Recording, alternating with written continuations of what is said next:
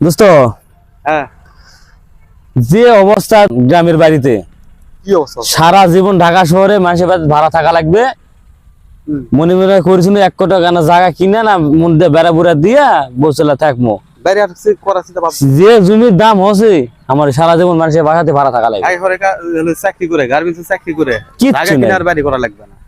এখন হলো প্রথমত এই বাড়ি করলেই মনে করে যে বিল্ডিং বাড়ি করা লাগবে, রাস্তা ধারে নিচে যেমন তেমন বাড়ি করলে। ওটাও এখন মনে করে সোনার দামে দাম। বিদেশির প্রভাব হয়ে গেছে বেশি। বিদেশির টেকার গরমে কিছু হোক না হোক বিদেশির বইকে একটাই সব ফাঁকা টানা বাড়ি করা, তাও তাছাড়া সংসার করবে না। এই যে তাছাড়া সংসার করবে না, এখন এই সংসার করবে যাতেই মনে করে যে এই সমস্যাটা হয়ে গেছে, বেশি হয়ে গেছে। এখন 1 লাখ টাকার জায়গা 3 লাখ টাকা হলেও কয় যে আমার লাগবে। এখন বিদেশিরা খেলে থাকবে, আমরা থাকবো না।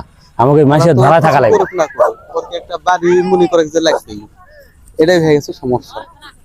তো কিছু না, এটা হলে ব্যাপার না, হবে। চেষ্টা কর, পরিশ্রম কর, টাকাটা বিভিন্ন কাজে লাগা, টাকা থেকে টাকা বাড়তি হোক, তারপরে দেখবি যে অটোমেটিক হয়ে গেছে। কারণ কেউ তো আল্লাহ খাবার পাঠাচ্ছে, তার রিজিক সবকিছু দিয়েই পাঠাচ্ছে, খাদ্য বাসস্থান সবকিছু তার পাবে। তো কত জীবন ছোট থেকে ঢাকা শহরে আছি, জায়গা অল্প করে কিনে টিনের বাড়ি দিয়ে কোনো রকম থাক, তোর বিল্ডিং বাড়ি করা লাগবে কে?